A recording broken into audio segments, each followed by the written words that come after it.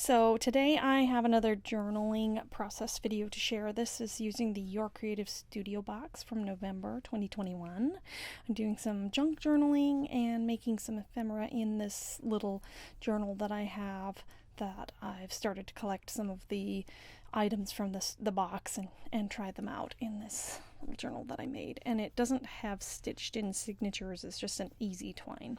So I started out with the vellum, printed vellum paper, and just glued down that. I tore the edges, and then I've got this packaging from one of the cling stamps, and then this is a post-it note paper that came in the box.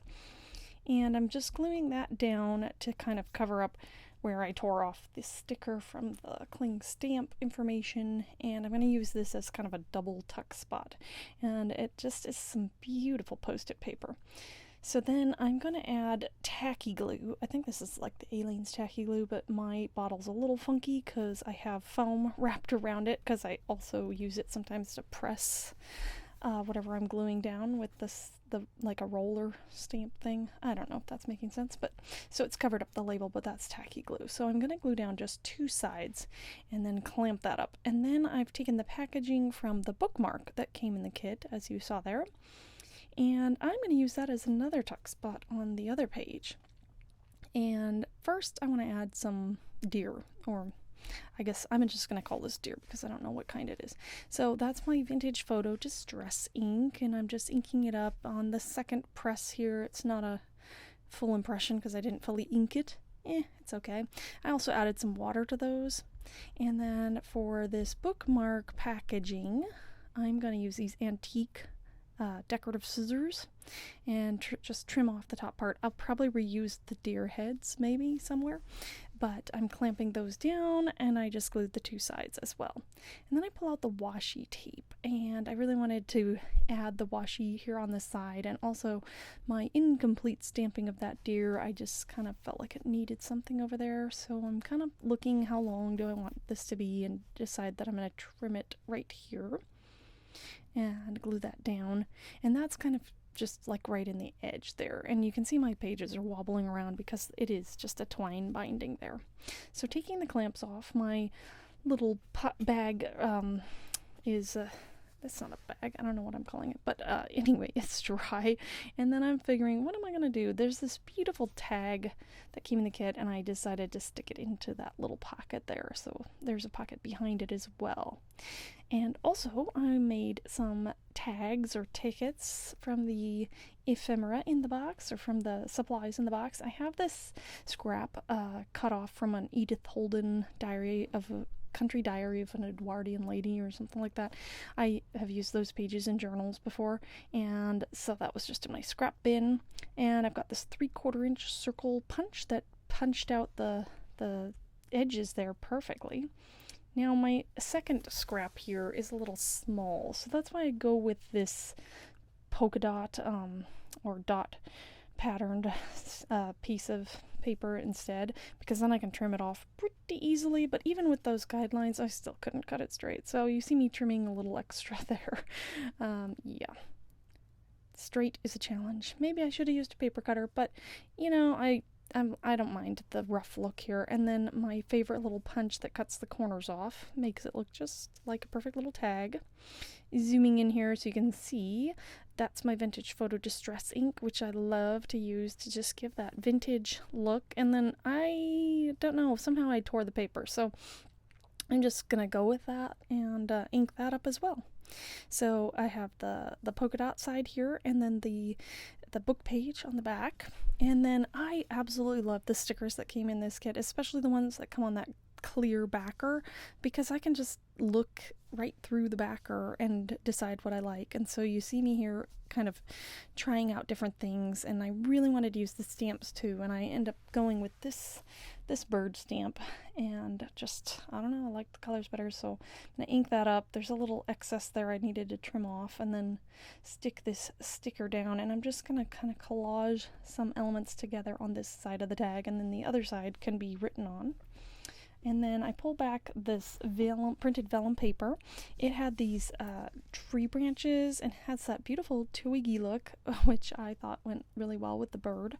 And I love that you can see through it. It's not opaque, because I love seeing that Edith Holden script behind. I pull in the other sticker set, and just pull in a little deer there. And then I did fiddle a lot trying to figure out which one of these I wanted, but I eventually choose that one in the top right corner there, I think, and then place that down. And that finishes off this side of this tag, and I really like how it turned out. All the pieces are just from the box except for the Edith Holden book page. Now on the other side, I pulled out these little mini stamps that came in the box, and I'm gonna go with that big stag there. And I have I think that was gathered twigs, maybe, that stress oxide ink I'm using here. And I'm kind of just not covering up but hiding my little boo-boo there with that deer. And then that can go in this little pocket that I made over here. Now I pull out the little mini deer stamps again because I'm like, maybe I'll add something to the front of this. And for this, I pulled out my archival ink. I could have used StazOn, but I haven't re-inked my pad yet. But this packaging has kind of a sheen, a plasticky coat to it, so I thought that I better use something that's a little more alcohol-based or permanent. So that's why I changed that stamp. Tucking things around now, I found the business card, the thank you card and business card, and I just want to include that in this little page. I'm just kind of including it as is. And now I'm going to make a flip out and add that into my green page here. And so I'm taking the washi and adhering it onto this other scrap of paper that came in the box. And that's where I want to put it up there. And then I'm going to do some collaging on the front. I love the postage stamp stickers, and so really wanted to use them. Again, I have another scrap of the Edith Holden book page, and I'm just going to do some strategic tearing there. And one of the nice things about just using the scraps from the other things I used on this page is that they all go together, they all coordinate because they're already on the page. So you see, I'm gonna ink up this book page. I've already used it on the tag, so it's on the other page. And then I have, in a moment here, you're gonna see the tiny scrap of that polka dot paper that I made the tag out of and had to trim it down. Well, that's already in there also in the tag, and so it makes a perfect addition to this collage that I'm doing here. And I love how the green on that Edith Holden page kind of goes with the owl stamp, the background. There's green, a lot of greens, browns, went with a real wilderness natural theme here. So I ink that up. Also, the ink sometimes helps to bring the pieces together without them standing out as much. They blend in. That's why I ink the edges, and so then you see that polka dot scrap. And then I wanted to find a way to bring the squirrel in also. And again, the vellum, printed vellum, that's already on my page in a couple places, so I use it in this collage as well.